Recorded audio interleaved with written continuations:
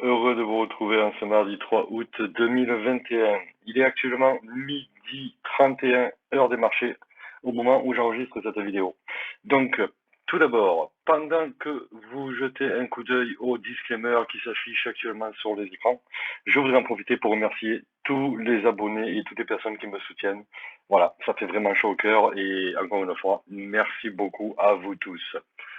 Donc, au sommaire de cette vidéo, nous allons d'abord parler du BTC, ensuite on ira faire un tour du côté de l'ETH, et puis on finira pour jeter un coup d'œil. Je suis toujours en position et mon trade court toujours au niveau du Luna contre l'USDT en 4 heures sur Binance, voilà. Donc on ira jeter un petit coup d'œil sur ça aussi. Voilà, je vous rappelle que vous pouvez zapper les différentes sections via des chapitres dans la description de la vidéo. Donc voilà, si vous voulez, n'hésitez pas à vous servir de cette option. Nous voilà sur le BTC. Alors, le BTC, aujourd'hui, qui est actuellement à 38 068, eh bien, on voit que il a pas voulu rebondir sur le support qu'on avait découvert hier, à cet endroit-là, très exactement.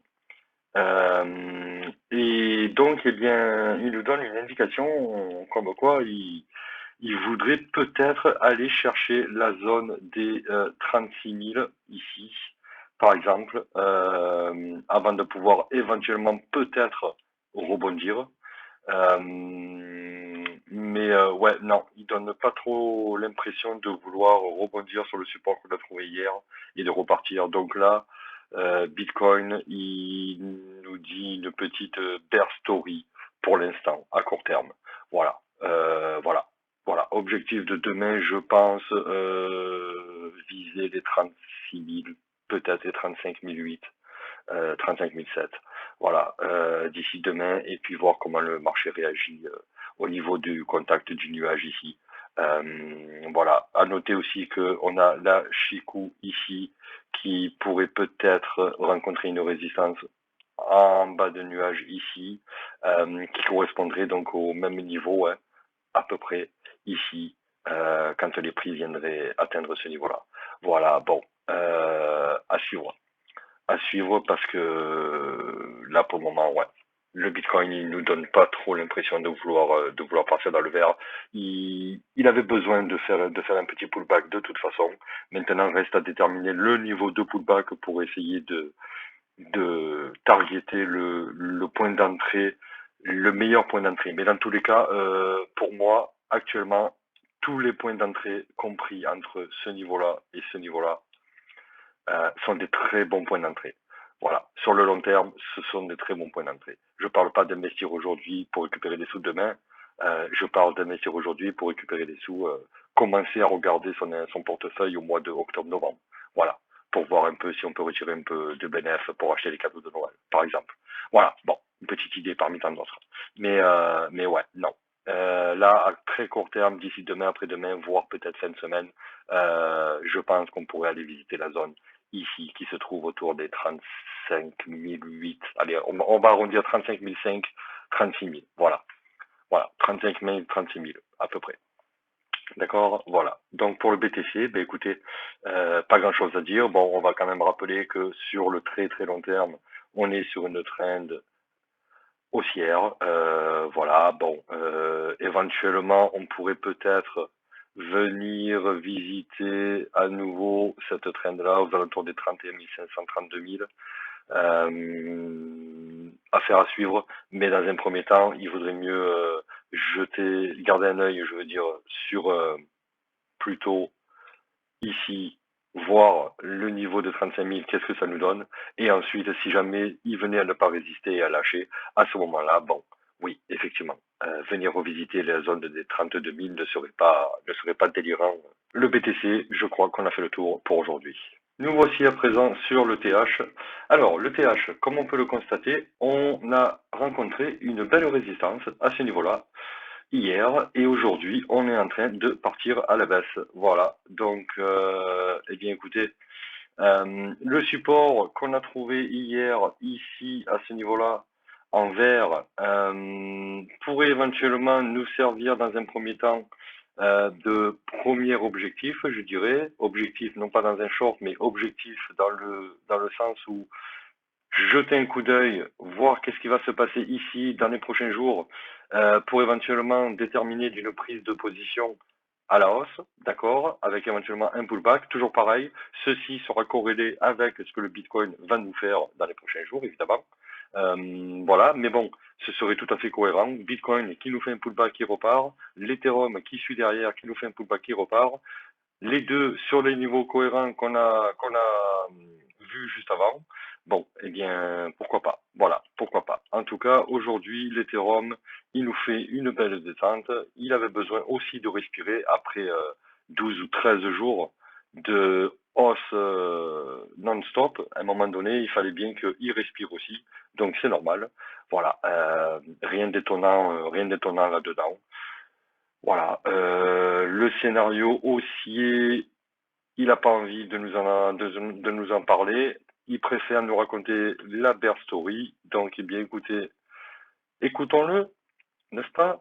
Écoutons ce que l'Ether a à nous dire et puis on verra ce qui se passe ici. Voilà, zone clé à 2338 dollars sur l'Ethereum et regardez ce qui se passe aussi à ce niveau-là pour prendre une décision derrière.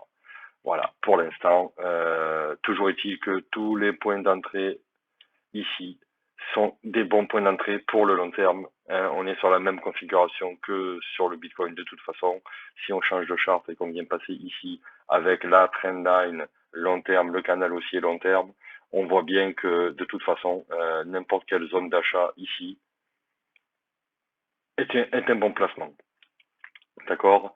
Voilà, on a plus de chances, il y a plus de probabilité de faire ça que de faire ça. Ok. Voilà. Ne me faites pas dire ce que je n'ai pas dit. On n'est pas obligé de faire ça. D'accord. On peut très bien faire ça, comme j'en avais parlé hier. Voilà. Mais étant trader, qu'est-ce qu'on fait? On essaye de mettre les probabilités de notre côté au maximum.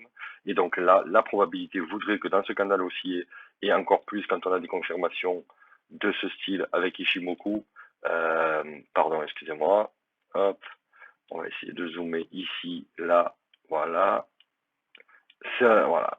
Quand on a des confirmations avec Ishimoku de la sorte, croisement ici, on est au-dessus du nuage, pas encore au-dessus du nuage tout à fait, mais bon, dans 1 ou 2 jours, on sera passé au-dessus du nuage, sauf apocalypse d'un crash phénoménal et qu'on perde presque 700 dollars dans la nuit. Sinon, bon, on devrait être au-dessus du nuage d'ici demain ou après-demain. Voilà, sur le long terme, on est quand même sur des signaux haussiers. Donc, dans tous les cas, n'importe quel niveau d'achat qui se situerait, je dirais, ici, d'accord, est un bon niveau d'achat. Voilà, c'est un bon niveau d'achat. Il y a aucun problème là-dessus. Si vous voulez, si vous y croyez à long terme, n'hésitez pas à acheter. C'est le moment d'acheter. Voilà.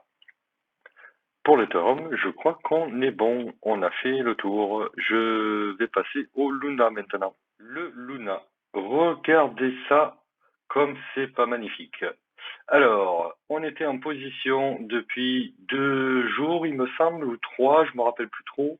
On avait pris la position à ce niveau-là, donc c'était le 1er août, c'est ça. Donc il y a 2 jours, le 1er août à 8 heures du matin, heure de marché, bien évidemment. Et on avait un objectif qui était au niveau des 1 pour 1, qui se situait à ce niveau-là.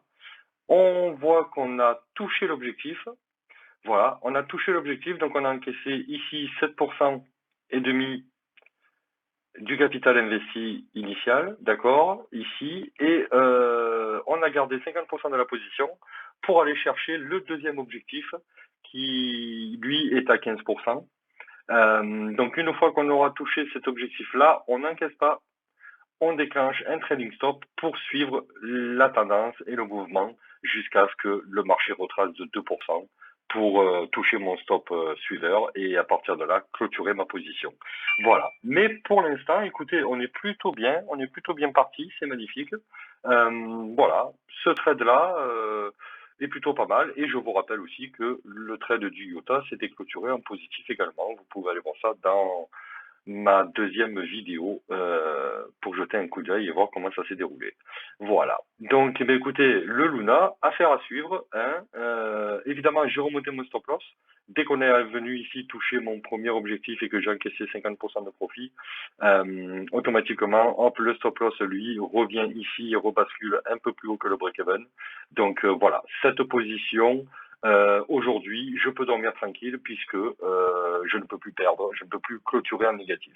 Voilà, quoi qu'il arrive, j'aurai gagné minimum 7,5% de mon capital investi. On verra ça demain, où c'est que le cours du Luna va nous emmener. Et puis, ma foi, pourquoi pas aller vraiment, vraiment très haut et puis faire une superbe performance sur cet actif. Voilà. Si jamais éventuellement je trouve d'autres actifs sur lesquels je resterai en position, je vous en ferai part de toute façon. Dans tous les cas, il n'y a pas de souci à ce niveau-là. Voilà, ce sera tout pour aujourd'hui. J'espère que cette vidéo vous a plu. Si c'est le cas, n'hésitez pas à la liker, à vous abonner et à activer la cloche pour recevoir la notification quotidienne de mes vidéos. Et également à me laisser un commentaire. Et sur ce, je vous souhaite une bonne journée ou une bonne soirée. Et quant à moi, je vous retrouve demain, même endroit, même heure, en direct de l'Australie. Et longue vie à la chaîne. Ciao, ciao.